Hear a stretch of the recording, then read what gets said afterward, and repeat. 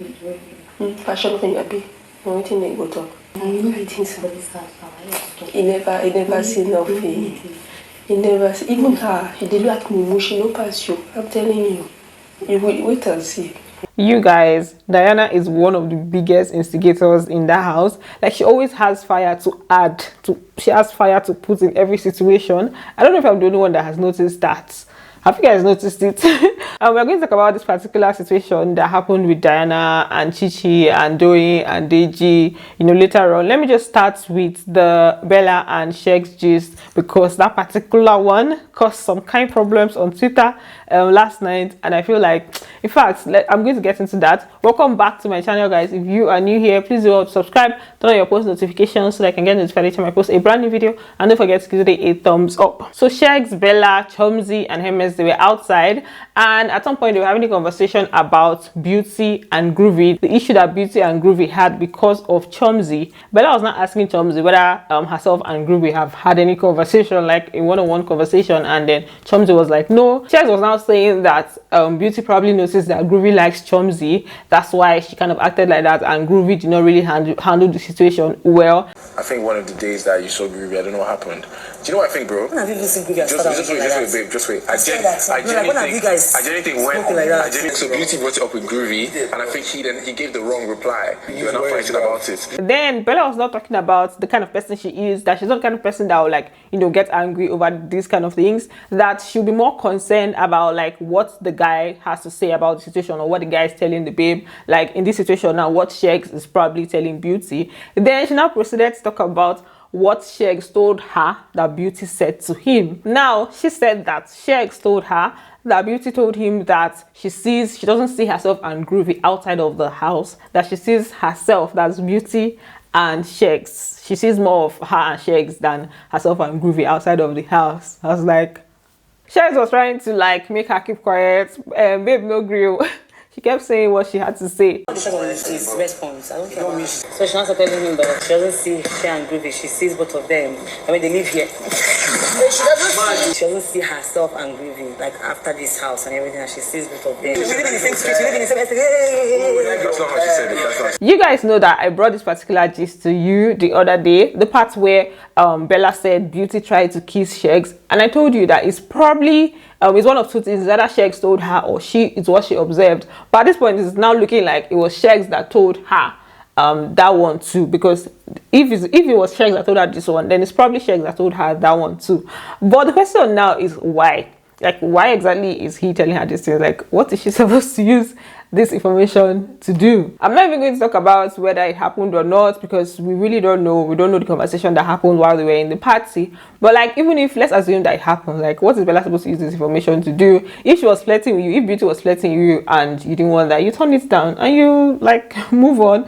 I mean, you want her to know, you want Bella to know that, okay, their babes coming after you or what? I don't know, but I feel like if there's anybody that even needs this particular information, if at all you won't tell anybody about this, then it should be Groovy, because Groovy is your guy. Groovy is the one that you spend time with. Groovy is the one that you guys are friends. You can just maybe give him an advice that, oh, this is how this baby is moving, or you need to be careful, maybe she's playing a game. So I feel like if there's any information that needs to be put out there, then, you know, it's most likely Groovy. But for Groovy, that's not what he even told Groovy. He just told Groovy about like Beauty talking to him about the issues that they had and the fact that he's dancing with other babes. So he didn't even give Groovy this particular information. Groovy is like very much unaware of this. That's last. Now Sheggz will cause wahala between these ladies, because he also did the same thing with Doyin. You guys remember when he told Bella that Doyin likes him, Doyin told him that she likes him.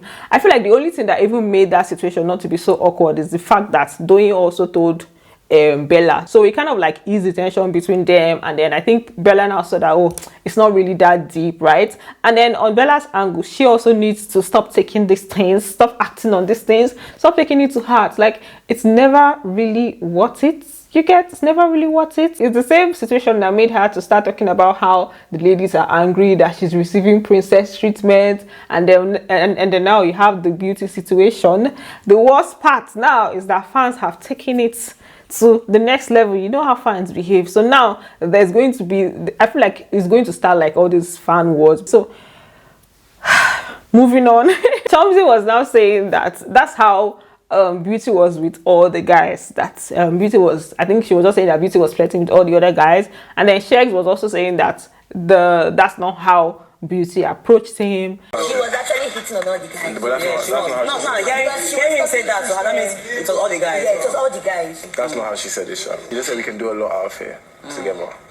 It's the same thing. What does that mean? Like, if you guys have any business or contract together, I don't understand. Chomzy was now saying that from now on, that she's going to even apply pressure, that she's going to intentionally do what, like that thing that's maybe probably getting to Beauty, that she's going to be doing it intentionally. They were now telling her, they were now encouraging her that yes, she should do it. That, and I think Bella even said something about like Beauty is probably even going to just go to one corner and cry on and oh, they were just encouraging it. I was like, Chomzy, when you are doing it, make sure you don't wear a wig or a hat, because it's probably going to be removed. And this thing might to be so intentional. Yes. If they're together, it's so intentional. Yeah, please do it. And when it's intentional, I like that. I like that. She might just go and sit down and just. I like it. At this point, you see that measure, the wahala, the bass boast that is going to come from it is going to be loud, because there's already a little bit of friction in the mix, in the air. When they now merge them together, it's gonna, you know, explode and take off. Then Doyin's birthday was celebrated. Big Brother sent a cake into the house, and then, you know, they sang for her. They just normal birthday celebration that Big Brother arranged for her. Then there's something that Fina said last night that made me feel good, right? She was giving an account of the party, how she went to Elo Swags and told Elo Swags about Amaka's crush for him, and then Elo Swags now went to meet Amaka. And the reason why this particular conversation was just doing me gish was fitting me is because I talked about it on that party day. Even though I didn't hear what she was telling him, I spoke about it. I said this is the exact thing I said happened. So right now I'm just feeling like, okay, my ego eyes saw well, and I just feel like I know what happened. That boy say, you have crush in our house. So he say, really? He say, who now appoint Amaka for her? He can't go meet Amaka. He can't come back. He said, who is the other person? I said, me. Then they were playing a game in the trenches last night that I found really interesting. I was just watching it and just laughing. So basically, you're to say something, and then the last word, the next person is going to form a sentence with the last word that you used. I know, it just kept going round. Groovy was just winning. So, but like in general, it was interesting. It was quite interesting to see. I love basketball. Basketball is what I play. Play to win. Win to go for. Figure of speech is onomatopoeia. Then Deji was having a conversation with Doyin. You know, they were just talking about, like, you know, normal things. But the part that now made my ear stand was when Doyin changed it for Deji. Deji was talking about the fact that, you know, probably Doyin likes Dotun and everything. And Doyin was not telling him that she doesn't like Dotun, that she likes him. She would have obviously told him that she likes him, that it's not a big deal. And Deji was agreeing with her, like saying that, okay, yeah, that's what she would have done because that's who she is. And the next thing she's like, he needs to listen more. He talks more than he listens, that he should shut up and listen more. I'm like, what happened? I said his face. You said his face because that's who you are. That's who you are. Can you listen? You talk more than you listen. You don't shut your mouth more. If I liked Dotun, I would have said it to Dotun first. How did the conversation get to that point? I don't know. I just pointed it out because, like, I've noticed it a lot in their conversations. Maybe that's how they play. I don't know. Meanwhile, this conversation was causing wahala inside the room. Diana went to meet Chichi because, you know, she said she noticed that Chichi likes Deji. So Diana went to have a conversation with Chichi and, you know, just talking about Deji. Chichi was saying that she's not the kind of person that would move to a guy or tell him that she likes him and everything, that she cannot do that kind of thing. And then they were also talking about the fact that the way he's moving, talking to different ladies and everything, Chichi was saying she doesn't also like that kind of thing, right? So the next thing, Diana was now saying that what if he's even married? That maybe he's even married. Now, in fact, he doesn't even know the kind of problem he's getting himself involved in this house. I was like, fashion thing, Abby. One thing they go talk. I think so. He never seen nothing. I got my eyes on you, Diana. Meanwhile, in the trenches, there was an issue that happened as usual. At this point, it's a usual thing. So basically it had to do with their task. It wasn't that deep, so let's not even go deep into it. But it involved Fina, it involved Beauty, it involved Groovy. It was more of Fina and Groovy, something that Groovy said to Fina that she didn't like, so she addressed it in front of the entire house. And then she also talked about Beauty's attitude towards her when they were trying to find different roles for their task, right? So Beauty was now complaining to Groovy. She had complained to Saif earlier on, so now she was just talking to Groovy. Groovy was just advising her that she needs to find a way to stop getting triggered by all these things, that she find a way to balance her personality and, you know, being able to also stay in the house, that she needs to you know, be coming down and, you know, find a way to cohabit with these people. As long as you're here, you just need to survive with these people. Somebody can be cool with you today, tomorrow that person will piss you off. Next tomorrow you will settle, tomorrow again that person will piss you off.